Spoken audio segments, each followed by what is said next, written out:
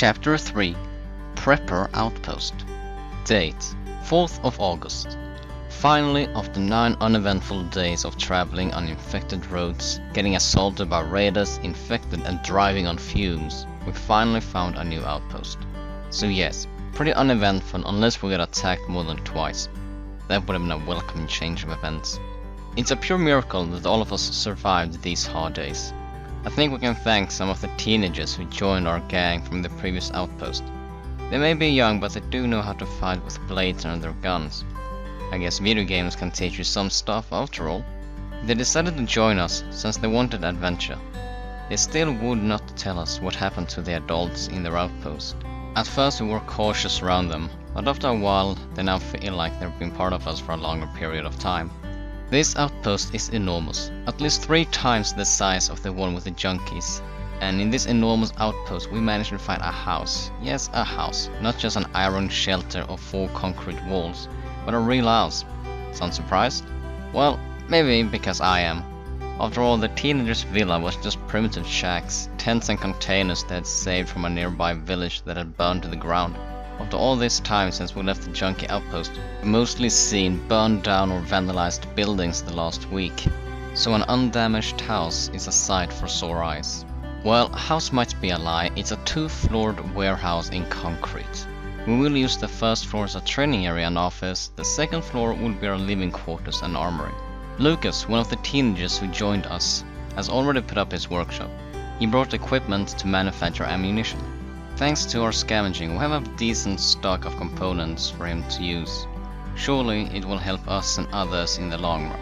Since nothing beats the smell of gunpowder, I just tossed him a cloth bag filled with empty shells and told him to fill them all. I can also mention the French fry duo. Skinny, a long slim guy with French heritage, and his friend Potato. We know that Skinny's real name is Pierre, but we don't know Potato's real name. All we know is that he got that name after he was found in a crate filled with potatoes in the beginning of the apocalypse. So the kids gave him the name Potato and we named them French fries. We always hang out together, so why not? It has been a long and difficult journey. We have made strong bonds, fought against man, nature and freak, and we have seen the true horrors of the apocalyptic world. I do hope that we can help each other staying alive out there. After all, we are mercenaries, guns for hire. I get a good feeling about this outpost. I get a good feeling from my crew and friends. This place will now, and hopefully for a long time, be our base of operation. We know that this outpost lead a lot of good fighters to protect the walls and scavengers, so I think we will do just fine. Date August 6th. We managed to buy a broken down Humvee. Lucky for us, I know how to fix one, and now we have a van and a powerful military Humvee. I can't do anything but smile when I hear the engine roar, knowing that it would protect us from infected as well as protect us against handguns, maybe even a 5.56 or 2. How the car ended up in the outpost is still a mystery, since there is no known army base around. My guess is that they either found it somewhere or some military personnel drove by and just dumped the broken car close to the beginning of the apocalypse. It feels like years have passed since it all started, but it's just a few mere months. I could never imagine that the civilized world would disappear so quickly and be so chaotic. I understand that the fall of a government and infrastructure can pull out the worst in man, as well as the raging freaks munching on everything living they can see and find. But still, why does the human race find it so hard to cooperate? Sure, I have found my crew and we work together, but we've also been in several outposts. None of them has been in contact with anyone else, yet they still refer to themselves as outpost. Anyway, it's the end of the world, so they can name it wherever they want. I just wish that someone among the outposts we visited would have had a radio and been staying in contact with another outpost. In other news, we have completed our living quarters. We installed some plywood boards to make rooms for ourselves. On the second floor of the warehouse, there were only 3 properly made rooms with doors that were once used as an office. The rest was most likely just used for storage. So we used the larger one for our gears, the others were taken by me and Cleo. Since I'm the big bad boss, they gave me 1 room. And I think that they gave Cleo their second one because they wanted some good guy points at the end of the apocalypse. Who knows? But I'm just happy that I have my own room. Date August 7.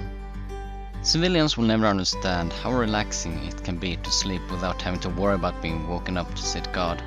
Can't remember the last time I had a full night of sleep in a comfortable bed with plenty of space to move around. Simply put, it was the best night of sleep in a long time. We surveyed the outpost, made a map of the area and talked to some of the people that lived here. Apparently, the core of the outpost had been a prepper community that bought a large slab of land to build their own self-sustained community. Apparently the area had been for warehouses storing ingredients to make explosives. The warehouse we took as our own was one of 3. Built the same way and had been used to store one of the ingredients for the explosives. The other 2 warehouses were currently being used for lumber and tools. What makes this kind of ironic is that the owners had prepared for the end of the world. It just had happened before they were done preparing. At least they had done quite a bit before it all went to hell. The warehouses were placed in the middle of it all. Surrounding them were several small houses where most of the residents lived. There were 2 barns that remodeled to emergency shelter, and 2 wells with drinkable water. On the outskirts they had some livestock such as chicken, sheep, pigs and even a few cows. The crowning achievement, however, has to be the wall. They had managed to build a decent looking wooden wall all around the outpost. A few solar panels were wired on top of the rooftop to a large pavilion, where you could go if you wanted something charged. Apparently they had ordered panels for all the houses, but they had been delayed just a few days before everything went south. But hey, at least they got enough out of them to charge their tools during the day and have some of the lamps on during the night. We also spent the day unloading and cleaning our truck. Sure, why clean it in an apocalypse? Well, it was dirty. Stains of blood, flesh, mud and gunk. In other words, it smelled like a pile of rotten corpses. I'm surprised we didn't feel it when we drove around. Almost makes me shiver just thinking about it. That's why we had to clean it. Looking through all the stuff we had in the van, we realized that we barely had any food and water left. If we had been on the road just a few more days, we'd been all out of food, with nothing but a few bottles of water to keep us going. We also found that we had scavenged a few portable solar panels that campers used to charge their phones or lights with, so we installed those on the roof of the warehouse and hooked them into a spare car battery. The drugs we got from Fort Pastor were still intact and would be worth a lot at the local market. They do have a clinic, so I'm fairly certain that none of the residents will get their hands on it, unless they steal it from them. We also had a few spare handguns, rifles and shotguns. Knives we realized we had gone overboard with, since we had 2 briefcases full of just knives. Maybe the local smith can use them with something else, and we will make some spares and see what we end up doing with the rest. We had exchanged most of our old cash into jewelry and other goods, since one so mighty dollar now isn't worth more than the paper is printed on. Yet we found a few bundles. Maybe we can still use it here, otherwise we can always use it to light a fire. A bunch of tools, a speaker and a radio we had been unable to charge was found under a bunch of jackets. So we did what any sensible person would have done. We managed to connect it to the car battery and blasted away heavy metal so the windows weren't shaking. No, we need to connect it to the battery however, and the French fry duo started to listen after a radio signal, while the rest of us kept going through the content of our van. The teens had not brought much with them except their weapons and a few outfits. Once everything was sorted, cleaned and organized, we borrowed a cart and loaded everything we wanted to trade and went to the market area of the outpost. This outpost was in the middle of nowhere, yet the market was full. I had to ask where it all came from, and the settler said that most of it was from the newcomers. People just like us who had been on the road looking for a safe place, finding goods all along their tracks. It did not take us long to unload all the stuff. Guns was apparently a rarity. Personally, I always assumed that preppers would have barns full of guns for the end of the world. These ones had been modest and only bought a few each to hunt or defend their homes with. I felt stupid assuming them all to be the same, but hey, you learn something new every day. The things we returned with from the market was a buttload of food and drinks, as well as some CDs for the radio. The walls of the warehouse were pretty thick, as well as the door. Music would not travel through it and disturb anyone else or draw infected towards us. We cooked up some of the goods we bought and ate it to the sound of Pilar and had a very pleasant evening. How we shall earn a living in this outpost is uncertain. We're low on gas and the area seems calm enough, so an escort or personal protection mission seems highly unlikely. I have asked Shien and Jack to find out what the surrounding area looks like tomorrow. There is a town or something nearby that we can take a look on, or if anyone was in need of some mercenaries. Date: August 9. Shien and Jack's report was not too bright. Apparently there were some smaller villages and a small city nearby. The problem was that since it was a remote location, it would take us about a day's walk to the city, and more to walk back with whatever we might find. Since we were low on gas, we did not want to waste the lots we had in case there were no gas station, or it had been emptied. If that was the case, we would have been forced to leave our Humvee and our van behind, and that is something I just can't accept. We sat down and debated about it. With our current wealth, we could live pretty well here, at least for a few months. The teens wanted to go. They had joined us to explore and experience adventure after all, and not just stay put in the outpost. Can you imagine? Teens wanting to go outside and explore instead of sitting home in the rooms playing games. Something good came out of this mess. Cleo raised the question if anyone would have had any use of us, and the reply was short: no. The outpost had what they needed in terms of food and water, and saw no use in scavenging, unless they would find solar panels to help power up the outpost, as well as toilet paper and fabric. From what we could tell, that if we found anything of that, we could turn a decent profit that we could use to stockpile more food. Pierre said that we could see if we could borrow the cart we used 2 days ago and take it to the smaller city.